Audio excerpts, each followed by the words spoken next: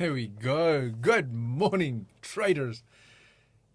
So tell me, what happens when we see the yen wobble, Cardano cling to support like it's hanging off the edge of a cliff, and the Dow Jones decide it might just, take the day off?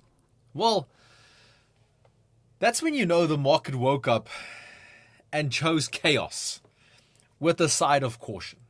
So, before you place your next trade, watch this. Good morning, I'm Francois, your market analyst here at ATFX Africa, and welcome to your daily market brief, where each morning I unpack the biggest movers across currencies, commodities, indices, cryptos, blending fundamentals, technicals, and just the right amount of common sense, because let's face it, markets really don't always make sense, and lately it's been even more so, and this week is no exception. So as we're getting into the session, as always, please remember that everything that I am sharing with you during the session is for informational purposes only, and at no point in stage during this session am I providing financial advice. I'm here to let you know what's going on in the markets. What you do with that information is, completely up to you. So, also please remember, the more you interact with me, the better this session is.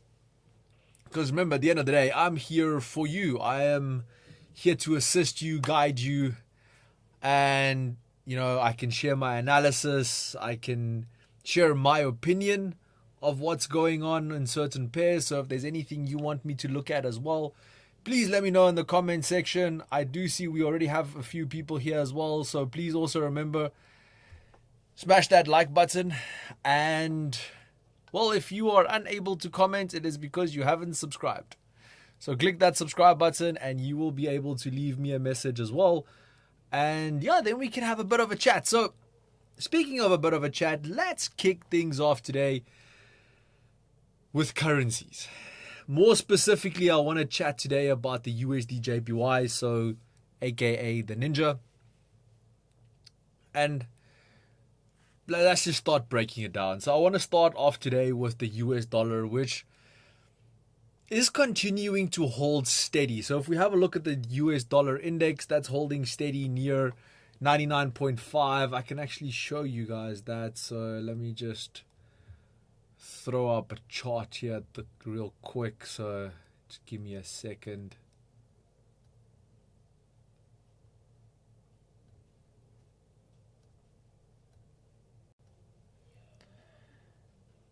So as you can see here, US dollar index holding steady near 99.5.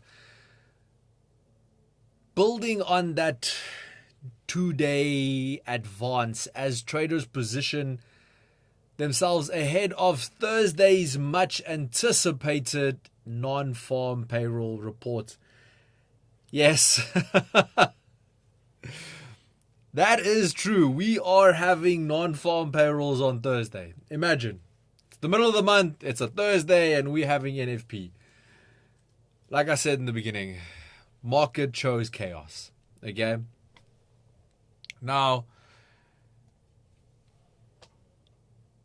on top of that, with several key reports now set to drop in quick succession of each other, including PMI, housing data, and the ADP employment adjustment, volatility could pick up quickly once that data backlog clears out. The market's narrative around the US rate cuts remains fluid at the moment. Federal Reserve officials offered contrasting tones. So, first of all, yesterday we saw Christopher Waller suggest support for a rate cut if inflation moderates further. Where, on the other hand, we saw Vice Chair Philip Jefferson emphasize patience, waning against moving too soon. Now, this divide has cooled market enthusiasm for December's easing, with rate cut odds now down to roughly 43%. Now, we have to understand the significance of this. At the moment, the odds of a rate cut in December is at 43%. A month ago, that was 90%. Now, the dollar has eased off those recent highs, but remains supported by solid fundamentals. If we have a look across the Pacific, the Japanese yen continues to face pressure, currently trading near 155.2 yen to the dollar. The currency sits close to its 10-month low amid concerns of policy stagnation and potential intervention. As you all know, once we get to those high points, there's a very big possibility for an intervention from off Japan's side. Now, economic contracting in quarter three also dropped by 1.8%. Ongoing fiscal debates and uncertainty around Japan's tax reform plans are keeping investors wary at this point in stage. Adding to the tension, the finance minister warned about a one-sided yen move, fueling speculation that Tokyo may step in if volatility worsens. Meanwhile, on the other hand, the Prime Minister's meeting with the Bank of Japan's governor is also drawing attention, as markets seek hints about whether Japan's monetary policy stance could tighten in the months ahead. So definitely a lot currently going on this specific currency pair. Having a look here at the chart, can see we are trading in that rising wedge pattern at the moment. Now, as per pattern rules, a rising wedge is usually a selling pattern, so there is definitely some interest there. But obviously, if the pattern breaks upward, we could see additional momentum pushing towards this 88% Fibonacci retracement level as well. So these are all options. So if we look here at the charts, support at the moment, very, very near-term support, I would say, is here at 154.8, which is also the 78.6 fib level. Then a little bit lower, we have 153, and then here at 61.8, we've got this 151.6 level. And I think those are, for now, our closest near-term three support levels to look for. If we have a look at resistance, near-term, we are definitely looking at this weak high point here, which is sitting at 155.4. And then the 88% fib level, which is at 156.6. And then obviously, just going to a much higher time frame here, there's then that 100% fib level, which is the high from January this year. So literally, January this year was the last time we would have been that high, which is sitting at 158.85. So as we are looking at the charts, while USD JPY did pull back a little bit today towards 155,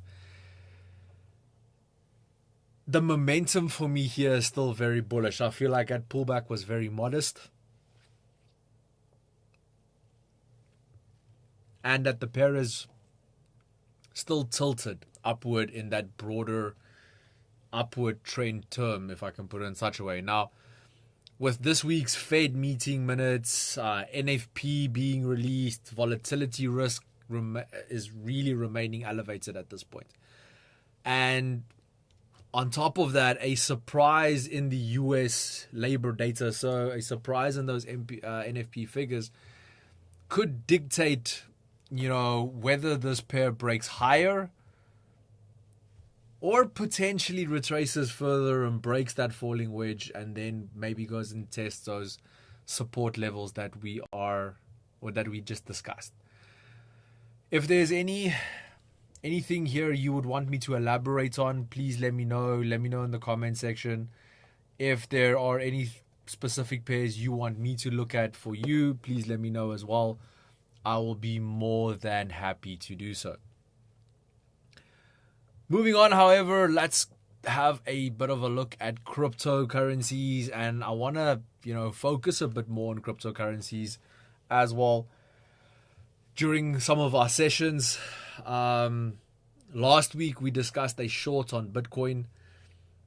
Worked out absolutely beautifully. Maybe a little too well. I really didn't expect Bitcoin to fall all the way to like 95. I think actually today it fell to $94,000. So let me actually have a look. Yeah, wow, currently trading at $91,000. Like, how crazy is that? So we are seeing a severe sell-off in cryptos at the moment. And today I kind of want to focus a little bit on Cardano, just because the fact that, well, there are some really interesting things currently going on with this specific cryptocurrency. And some weird mistakes that whales are making. And it's causing chaos in the market. And this is what I want to discuss today. So, I think in general, the cryptocurrency market entered the week in a defensive posture. And Cardano was no exception. Currently trading at around 46 cents to the dollar. ADA managed a modest, 0.5% rebound yesterday, though that broader picture remains extremely bearish. Okay, if we look over the last 4 weeks, Cardano shed 32%. And let me actually pull that up for you so we can actually have a look at that. So if you have a look here, over the past 4 weeks, you can see here this bar counts back 28 days. So if we look from this high point here, till where we are now, there's 32% drop. Then if we have a look, if we draw this line further, we get a year around here somewhere, 365. So there. Now, if we have a look from that high point even, there's like a 45% pullback year on year. So this is a reflection of thinning liquidity, institutional risk aversion, and fading rate cut optimism. Now, the broader crypto complex has also struggled, as we stated just now. Bitcoin slipped towards that $90,000 mark, now trading at $91,000. Ethereum is almost at $3,000, and this is erasing much of the year-to-date performance. For Cardano, we've wiped out the entire year's performance. Bitcoin and Ethereum also almost, it's a little concerning right now. Now, why I wanted to focus on Cardano specifically today is one incident that really grabbed my attention over the weekend. And this is a long time dormant whale wallet. Now, traders, get this. What happened was, a long-term dormant whale wallet mistakenly swapped 14.4 million. Get this number. 14.4 million Cardano tokens, and he swapped it into an illiquid USDA pool. Now, the consequences of this was vaporizing 87% of the position value, which is a loss exceeding $6.2 million. This is just nuts. How do you make a mistake like this? Now, this move has sparked widespread discussion about liquidity management and the risk of decentralized trading environments. However, despite these shocks, analysts are also noting that Cardano's fundamentals are remaining intact. MVRV ratios suggest that ADA could be undervalued at current levels, which, as an analyst, as a trader, undervalued for me, BT, means just, buy the dip. Again, not providing financial advice. I'm just stating from my perspective. Now, funding rates have also turned positive again, hinting at short-term buying interest. Market sentiment, while fragile right now, has reset to deeply oversold levels, which often are a precursor to medium-term recovery phases. So I'm not saying that ADA is going back, to $1. I'm just saying there could be a possibility for some medium-term reversals here. So if we do look at the ADA chart, so looking at the Cardano chart here at the moment, for now, ADA is consolidating within that 45 cents to 47 cents range, which is down here. Actually, let me just drop this down to a lower time frame so you can see that consolidation quite nicely there. Support is sitting at this lower level here at the moment, which is at 42 cents. So that's currently our primary support level. And I believe that's a crucial pivot. If we break there, things could turn a little shaky in the near term. And if that happens, the next support levels are down here at like 32 cents and then all the way down to like 24 cents, which wouldn't be the greatest scenario right now. On the flip side, however, we have resistance sitting here at 50 cents and then at 59 cents. Still trading in this downward channel, and we've been trading in this downward channel since mid-October. So, but where we are now, there's definitely a possibility for at least a rebound back up to this 59, 60 cents level, back to the top of that channel. And obviously then we can have a look at what price action tells us from there on forward. So for now, ADA is obviously, as I said, consolidating, but traders are watching closely to see where we are now, if that floor holds as the broader crypto market recalibrates these changing macro conditions. So, you know what? In short, personally, I believe Cardano is bruised, but not broken. Sustained stability above 45 cents could provide a base for recovery, but failure to hold could open the door to deeper declines. So definitely something that we need to look out for. Good morning. Finally getting some comments. Welcome. I thought I'm going to sit here and talk to myself the whole day because people are watching, but you guys are so quiet. Looking at Cardano as well, let's look at some lower time frames. So if we do look here on the 15 minutes, there is a proper consolidation zone here at this point in stage. So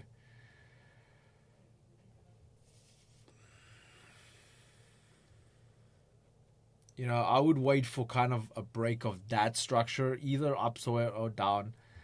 If we do break down, though, I would wait for a break of this week low here at 0.455 and then look for some short positions. But otherwise, if we do break above 47.3, that could be a nice little short-term setup back up to 50 cents, maybe even 51 cents, giving a nice little intraday trade, from that perspective onwards. So definitely some options there as well. Even if we go and look, obviously we didn't look at USD JPY on a lower level. So here we can also see a lot of consolidation in this general range here. So that basic range over there is definitely a lot of consolidation going on there. So again, just waiting for a break either way, and then we can take it from there. Just got back from looking at gold touching 4,000 again. True, safe havens are doing very well currently. We have seen a little bit of a rebound today on gold after there was a lot of profit taking. But again, I know a very good friend of mine is an extremely big buy the dip buyer and on that level, and I wonder if he's actually in this by now. He probably is. But I mean, if we have a look at this setup here as well, I mean, look how nice of a setup that actually is. Trading just above the 78.6% fib level, so definitely a very, very nice buy the dip opportunity. Looking at lower levels, so here on the, even if we go down to like a 5, let's start on the 15. I just want to add in structure here.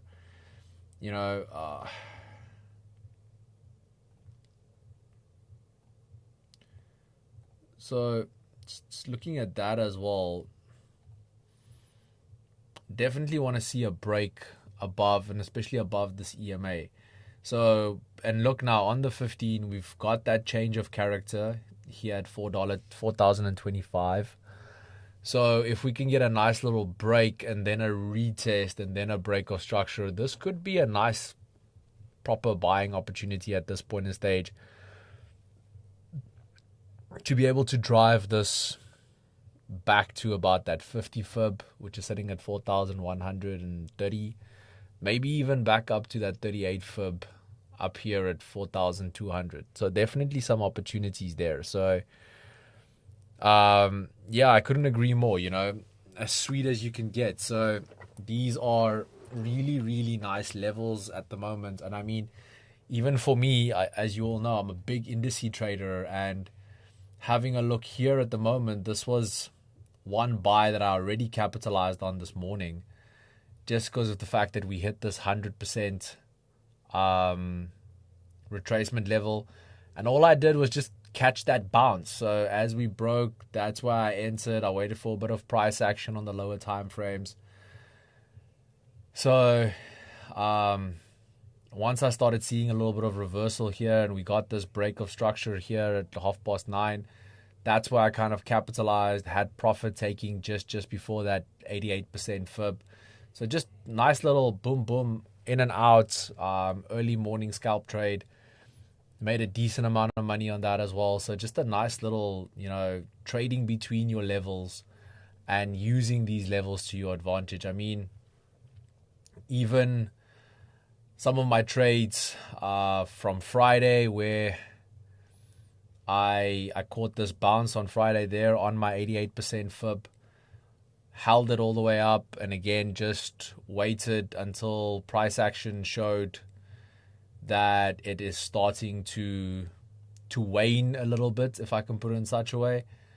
And all that basically happened. I just want to rewind here until yesterday's turning point. So this was around yesterday morning. Here I was busy analyzing, so I didn't really see this. But when the market moved a little bit higher, we got this change of character, and then when this break and that retest and then that break of structure, which as you can see here, we broke back below the EMA, went and retest, broke of structure. This is kind of where I got out of all my positions. Again, banking a nice amount of profits from Friday, and also just catching a bit of a short, but this one was very quick. I didn't hold it all the way down. I really wish I did.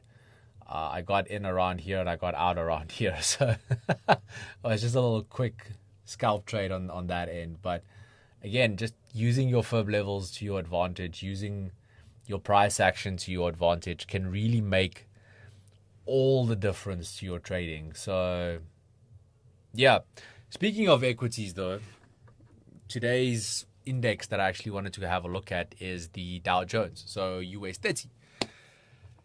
Now, if we have a look at that one, the Dow Jones Industrial Average has slipped 1.18% this morning to around 46,400, 450 if I remember correctly, which is extending a week of uneven trading.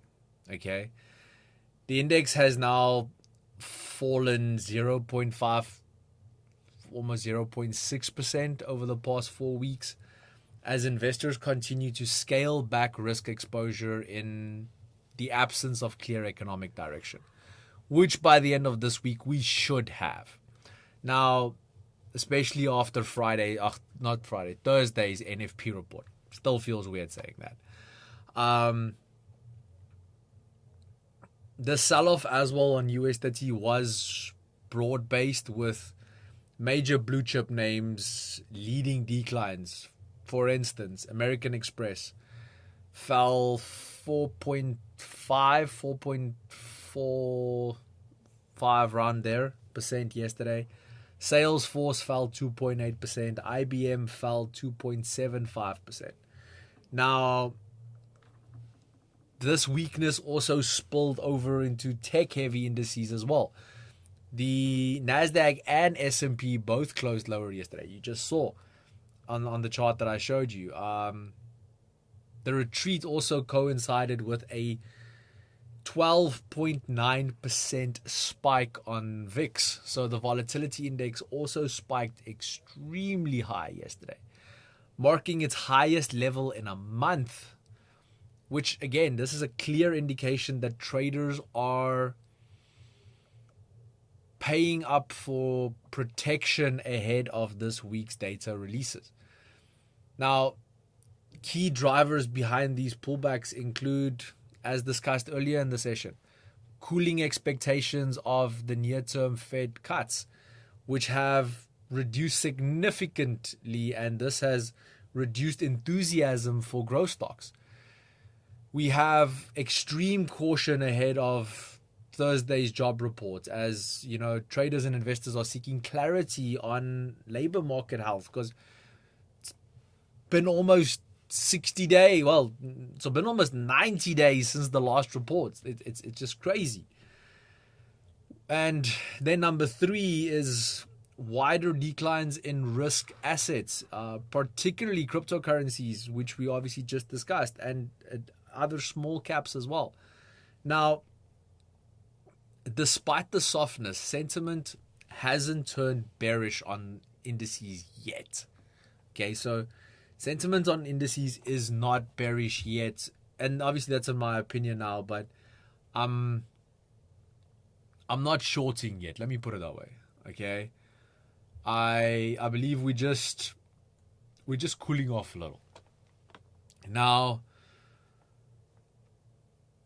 we are seeing investors being very cautious, but I don't think it's panicking yet. I don't think we're quite there yet. Now, the overall market structure, in my opinion, still remains intact here. So, with dips still viewed as tactical opportunities rather than exit signals. And I think if that's how we're looking at the charts at the moment, this could be a really good start to a great December. So, and again, you know, as stated right in the beginning, I'm not giving advice. I'm just giving things that I'm seeing in the market. What you do with that, that's up to you. So, let's have a look at the charts at the moment. So, if we have a look here, you can see, yes, Dow had a proper pullback since Thursday, which definitely hurt. But if we're looking at higher time frames, look at this. That upward momentum is still very much intact, okay? These are just healthy pullbacks, setting us up for that next move higher. Now, as you can see here as well, like, look at these. These were healthy pullbacks. And obviously, until we get a big break, retest, break of structure, we're not quite there yet. So this is still very nice, healthy, bullish momentum that we are seeing within the market. Now, if we're looking at lower time frames, We are currently sitting on this key support level here at 46,400. Now, just to keep you guys in the loop on this one at the moment, as per quarter end models, the current target for the end of the quarter, so current target for end of December, because that's when the quarter ends, obviously, is lower down here at, I think it's 45,700, so around this area here. So that's currently the end of quarter target as per, end of quarter models, which obviously looks at a lot of macro data and so forth. So before we get too bullish, also just consider your price action. Okay. Make sure that when you are entering into, especially if you are entering into big buying positions, make sure that you are entering into buying positions that are backed by proper data and proper price action, and don't just randomly jump in. Now, if we do look at this setup from, and again, we're on a very high time frame here, but again, these are the nicest fib levels normally. If we have a look at that setup as well, we are currently sitting on that golden zone as well. So, but again, even though we're on the 61.8, just get your price action to line up first. Let's at least see a little bit of a break, and maybe even a break of this high point here at 46,700, and then we can start taking some short-term long positions up to that resistance at 47.1, and then we can trade from there once prices actually turn. But if the longer-term forecast is correct, there is obviously a chance for a further pullback, which is closer to this 78.6% fib level down here. Okay, these are just all things to obviously consider at this specific point. Now, there is an additional long-term projection on the Dow, which is really not looking great.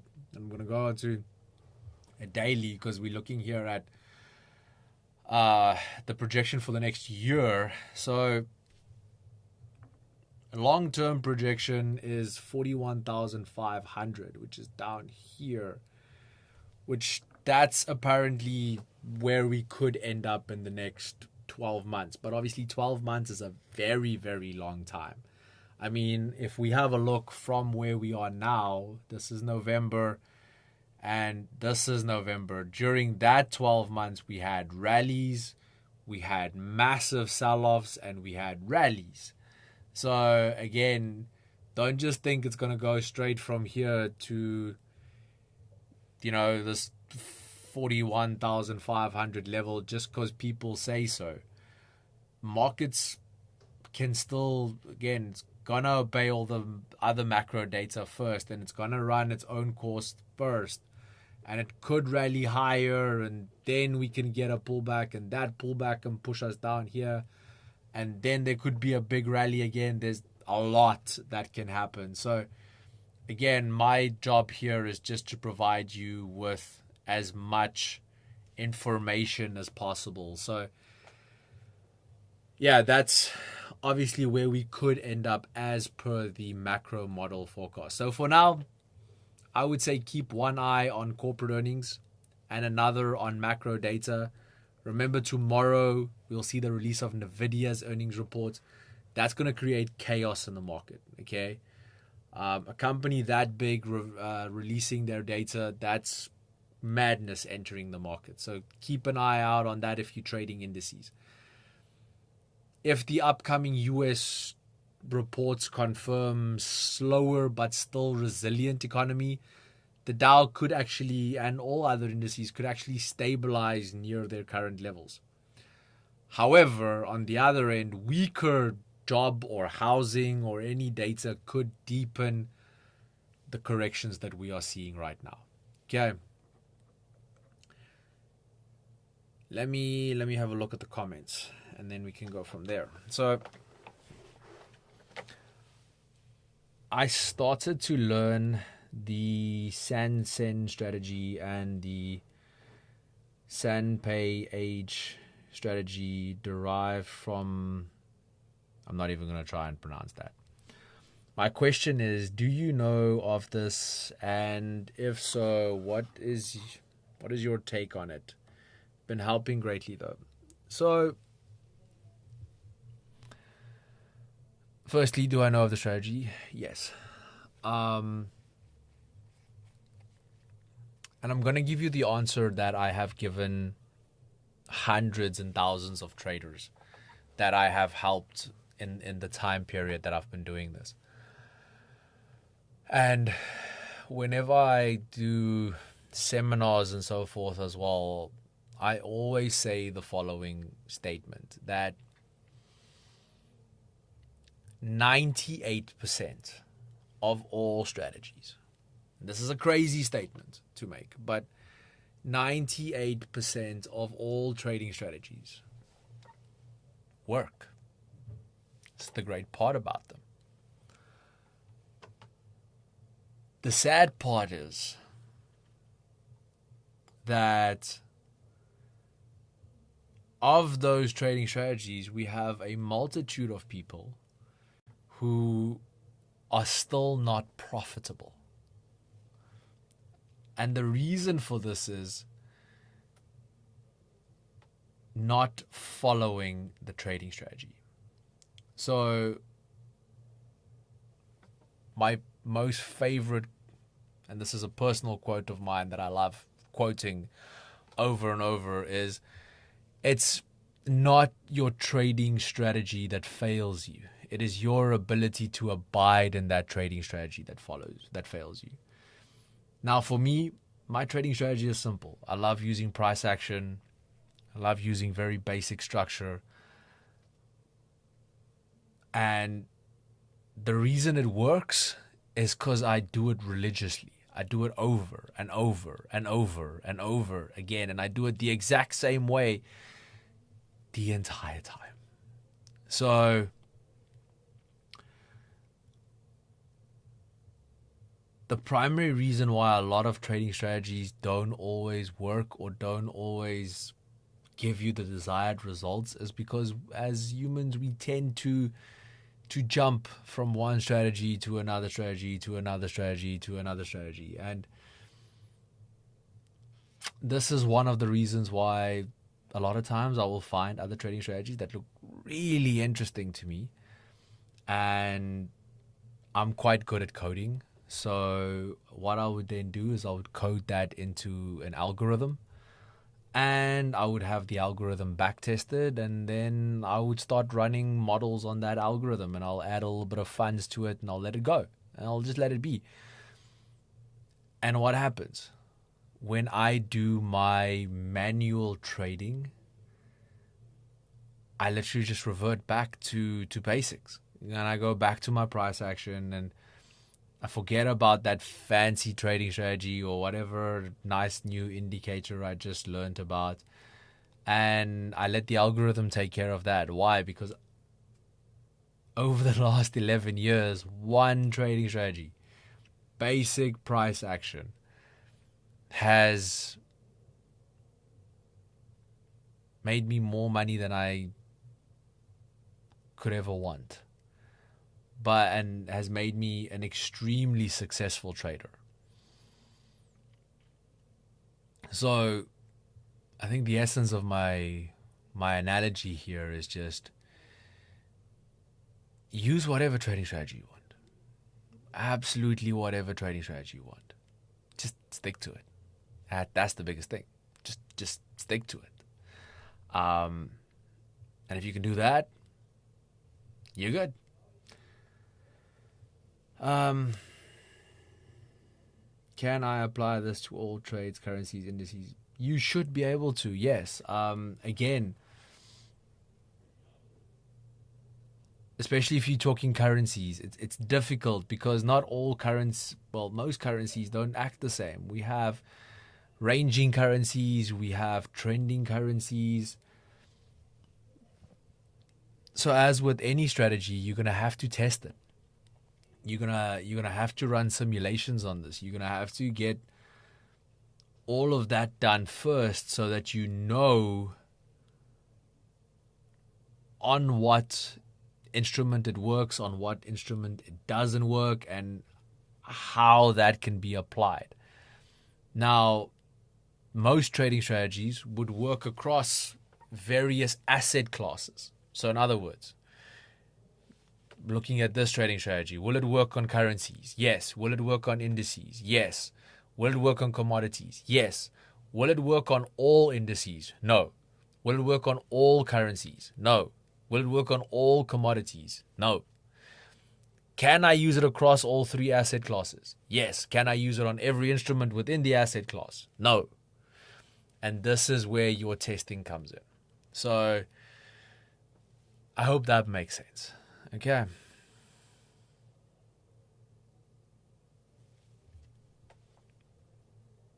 Cool. So having a look at markets at this point in stage, I think global markets are entering a decisive stretch at this specific point in stage. So after weeks of speculation and data delays, the next 72 hours could, well, hold promise. Or it could promise us, a flood of information that could reshape positions across all asset classes. So just as a little bit of a recap, what's happening this week? So key catalysts, if I can put it in such a way, to look out for this week is the Federal Reserve meeting minutes, which we'll see tomorrow. This is going to offer us insight into interest rate cuts debates at this point in stage. Then on Thursday, we have US non-farm payrolls. So this will probably be our main event for the week, which will likely set direction for both the dollar and broader risk assets. And then we're also going to see earnings from Walmart, Nvidia, and a few others. But Walmart and Nvidia is most probably the biggest two expected to influence sentiment across retail and tech sectors. So